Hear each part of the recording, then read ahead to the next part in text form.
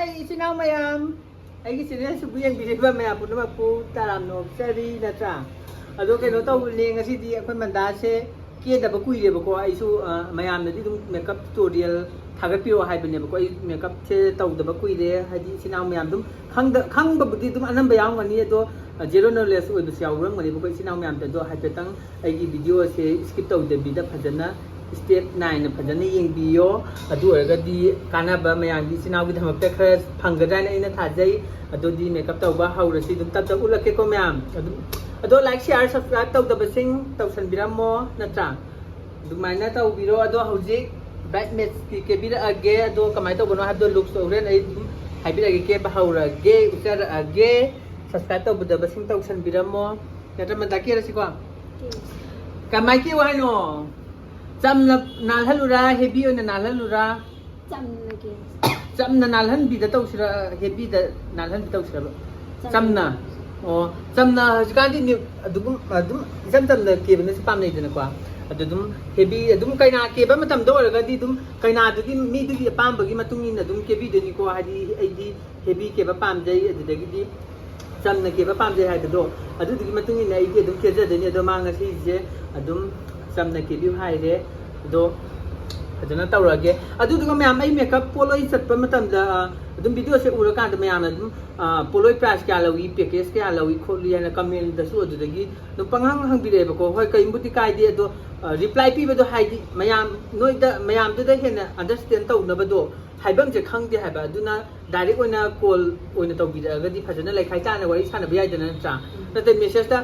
kiran bu ha su ina bu ha su dumana dum hanga ga ne poloi kya chat ke khot ke hanga ni ba ko du ga ina khumbang hang da do kai hai du no ba luhong ban mi tang la poloi hai se hai di package adu da na cha makeup yaw ida adu am ta khanga ro poloi kya chat ke hanga pu ko ngaw ba du na ta seng ai bu pa bi ba ta ga di dum direct oina call taw bi o ai gi dum number se dum Instagram da se dum hap cha bane ba ko adu Facebook ta su dum hapcha bani adudagi kano da YouTube ta su dum hapcha bani ko ada mayam na dum lam thoa ga taw bi ro adu du ga maru oina haidi luhong ba si jan se maru oina kanom ta khaja ge mayam da haidi makeup artist any person na noina kaina oi ga daw ba mi duna ai bu oro atopa makeup artist bu oro pan bi ba le ga di dari oina buk to pha ta ho ba yam thu na na cha la pe noina di tha do ahum mari wa li ga na lai thom ba yai ko ai ho ta chang nai ma October November December dai January last fa ba dum kiu da khar dum lai jai ba na cha ado pan bi dum khar bu di lat li ko mar ta ado adum kaina lu ga da ba yaw bi ba Sinaw sing na dum numit to changi de haina raga dum pan bi ba ta ga de dum call taw bi o du ga kamai taw ba na du dum haido hajin taw na ga Sinaw phajana wai chana si na cha du di hauji ke ba haujara age myam entaminar si ado manda se hujik phajana ma se skin care taw khre duduga hujik primer taira ba matung da ai masagi skin tone si ga chana ba foundation ma pairaga sumaina mit chai area se dum tha ba haujare ko haibadi pichum hana yaga ai ko na sorry pichum mit han luisala kan da ai ko na phajana mai tai se yarok toi ne ba ko pisum ga mit ka se dum ai dum compulsory oi jai ko ai sa gi oina dum nungai jabi hai ga dra khang de mai da hana foundation loi thar ba matung da pisum ga mit ka yeklak pa du di dum ko tai na tai ba do khut thambam ga leitab da nungai ja dem ko du na ai na nungai roi hai da na ai na sumai na pisum chana loi kan da mit se semak toi ne ba ko do sumai na pisum yek pa se myam mun ne yeng biu ko hai di akhoi gi makok wai sina akhoi gi samlap na tawraga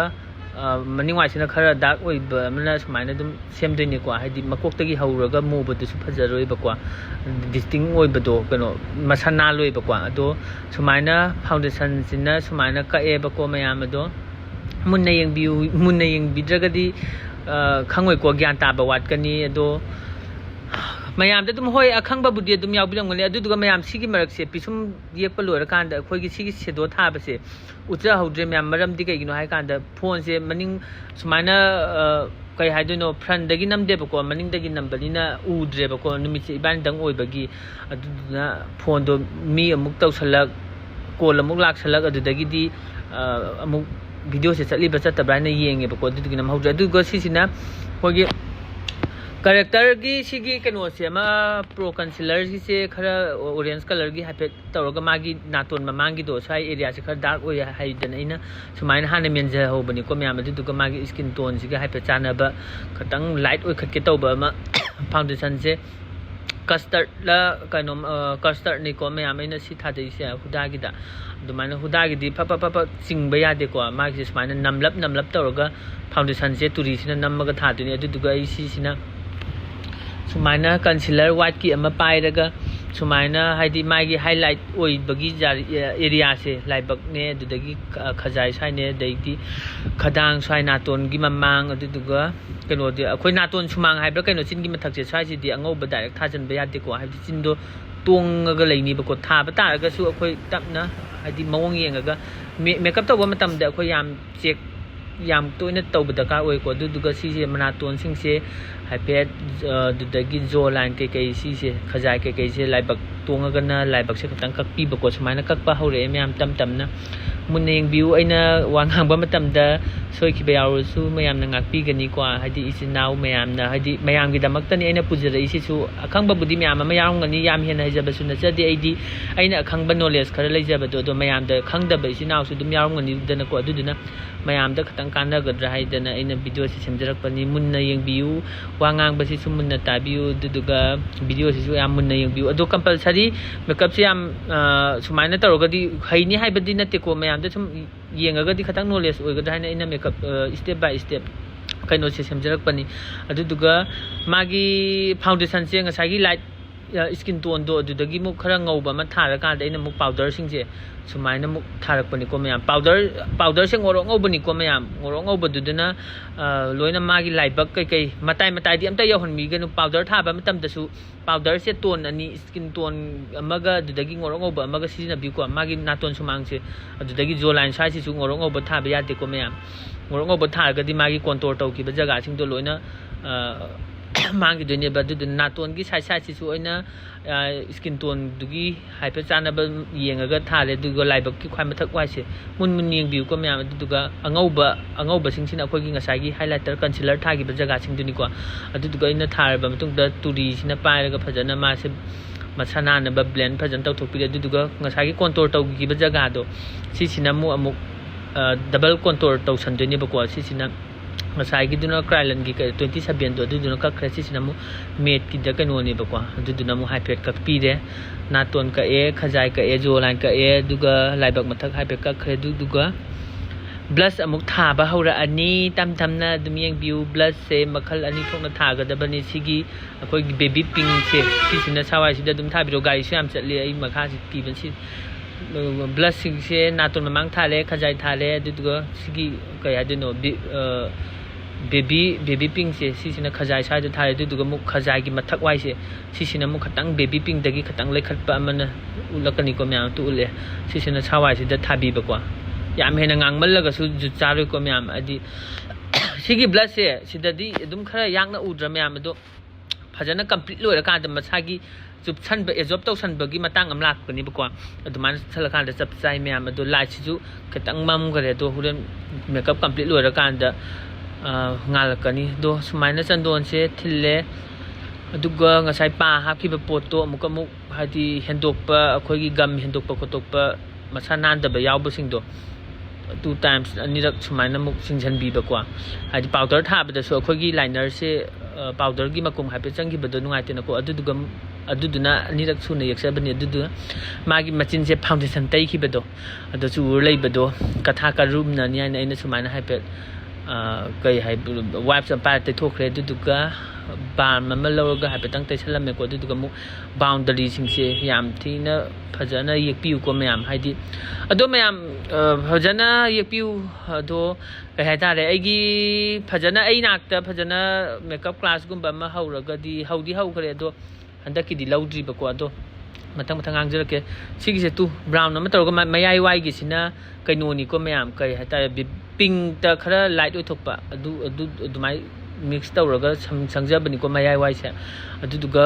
ꯑꯩꯈꯣꯏꯒꯤ ꯀꯩꯅꯣꯃꯨꯛ gloss ꯑꯃꯨꯛ ꯍꯥꯞꯆꯤꯟꯖꯔꯦ ꯈꯤꯇꯪ สกินโดกันโนโทษน่าอูนะบกว่ามากิจินโทษเล่าน่าอูนะแบบไม่ใช่กระตั้งซุมมัมเมบกว่าดูนิยามนุ่งไอเต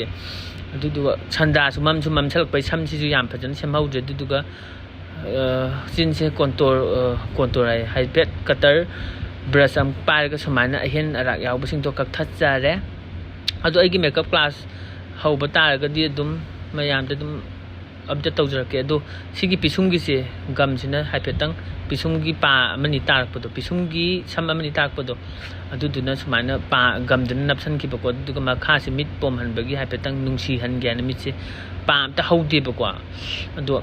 มิดยามเห็นนะมาชากิปมมาเล่นแบบดีมิตาเดลัยก็มิดปมหันแบบปมหันดับไปเสียปมหันแบบทีก็ดับปมหันแบบพัจก็ดับดูกรีหักเกี่ยให้แบบสู้มายามน้ำมันยังบิวกว่าดุมขัดตั้งตัวก็สู้การนั่นนี่เนี่ยพูดอะไรนี่วิดีโอสิมายามหันจันดัชไว้เจอเลยว่าเราบินโชว์ก็ตัดแค่ตัวเหี้ยว่างางบัดไว้ดูว่าสิ่งที่มากิมิดลูเสกขัดตั้งพัจบ่าวเลยดูนะไอ้เนี่ยพัจนะมิดลูกี่อยากมิดลูเสกแค่อยากหันแกนสมัยหับจันเจอเลยกว่าดูป้าสิสู้อันแต่ยาวตัวบกี้ป้าสิไอ้เนี่ยสมัยนั้นแค่เชื่อมใจเลยอยากสั่นแล้วก็ที่สุดปังอยากแต่อยากไปหาแบบนั้นแต่ก็หาที่มิดสุดปังคุบตะคุปีมันดาสิน้องพิเศษตัวไอ้กี่แม่เมกับคลาสตัวอุปตาแล้วก็ดีพัฒนาใช่นักนั่นแล้วก็พัฒนาตากประดุนดีเห็นแม่จะ understand ตัวนี้กว่าज्ञानตานี้ดูนะวิดีโอนี้ไอ้กี่ tutorial เมกับ step by step เช่นนัดแต่วิดีโอ YouTube แต่สุ step by step ยังพังอีเดนก็ดูไม่ต้องดูดีज्ञानตาแต่เนี่ยดูไอ้ก็พัฒนาเมกับคลาสแล้วเราการแต่แม่ยาวชั้นบิวดูแล้วก็ดีแม่ยามทุนนะสุให้นี่กว่าภาษาก็ตั้งติ้งถั่วก็ดูยามเห็นตั้งแต่บิดาดูเมกับสิ่งตัวสัตว์น่าไปหาประมงตัวสมเลยแล้วก็กว่าตัวมันนะเลยชั้นแล้วก็คลาสเขาบอกว่ามันตำดำยามในยาวชั้นเบียวดูก็พิสุมันนิ่งสิ่งเจ็บต้องมาชั้นนานบ่าวเลยในสมัยนั้นก็ต้องขอชั้นมันนี่ก็ยังลอยเลยแบบนี้ดูก็มังงักเสมาไม่สิก็สงสารจานะดรากดีจุดจารึกว่าให้ที่โฟโต้กราฟแต่สู้มังงักน้ำมุสิมูแล้วก็มาไม่ดูนั่นไล่เงาทุกตัวแบบไล่เงาให้แบบไล่เบาทุกไปแบบขังเดียดูมันเนี่ยทุกตัวนี้ดูนะมังงักสิสู้สมัยนั้นพัฒนาดูท่าแบบดการโอ้ยบอกว่ามังงักกับมาไม่ก็ยามที่นะดูพัฒนาสารบร์ขดปลาเงาประมาณบราเชียกยามตัวนี้ดการไต่กว่าตัวแบบดูก็ไอ้ไฮไลท์ตัวสิปูรักคอมพลีทเลยมันต้องดูสมัยนั้นท่าจินจารีเมกับเช่นยามพัฒเดย์ให้แบบดูสมัยยามนักคอมเมนต์บ็อกซ์ทำบิดามัวดูก็มาทั้งนักคอมเมนต์เกี่ยวกับโอเคดูยามให้บิดาเกี่ยวกับลอยเดย์เขาจิปังทอร์มันดาปังทอร์ยังเกี่ยพัฒนาปังอุชาลูน้ำกี่บาลจะปฏิบัติอะไรกี่ตัวมันนะมิดปังทอมิดอุชาลูนกเฟตโต้เกี่ยวกับลอยเดย์เขาจิคอมพลีทลอยเดย์ค่อยมั่มจุ่มมั่มเอดูนะเขาจิจัดนับตัวรักเกี่ยไอ้เนี่ยดูให้ดิकुलत थोक मिन खा गया दुआ थिलुरा गया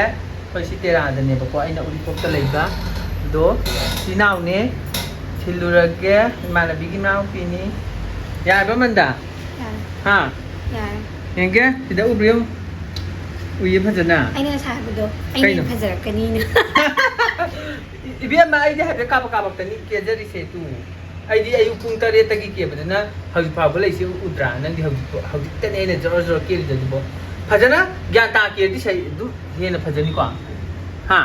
ha ni si thieng nge ba kwa tu mayam makeup se kamai to ke hai bi ro comment box ta tham bi ram mo subscribe to da bai sinau sing yaw ga di subscribe to bi ram mo mana ai na hang ai dum ke pa senang adum pam jabra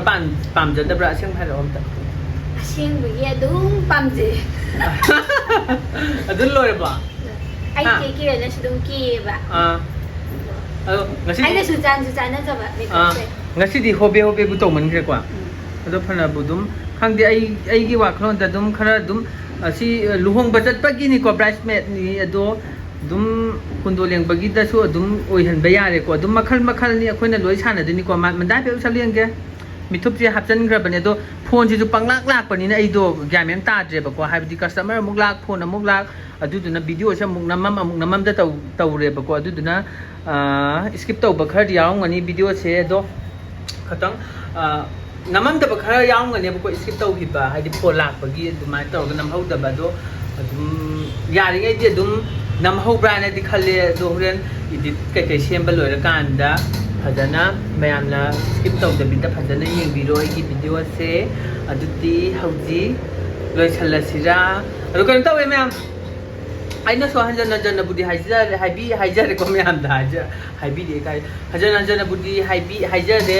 ꯑꯗꯣ subscribe ꯇꯧꯗꯕꯁꯤꯡ ꯑꯩꯒꯤ YouTube ꯆꯦꯅꯦꯜꯁꯦ subscribe ꯇꯧꯁꯟꯕꯤꯔꯝꯃꯣ support ꯇꯧꯕꯤꯌꯣ ꯃꯌꯥꯝꯒꯤ support ꯌꯥꯎꯗꯅ ꯑꯩ ꯏꯇꯣꯝꯇ ꯖꯔꯅꯤꯁꯦ ꯆꯠꯄ ꯌꯥꯕ ꯄꯣꯠ ꯅꯠꯇꯦ ꯃꯌꯥꯝꯒꯤ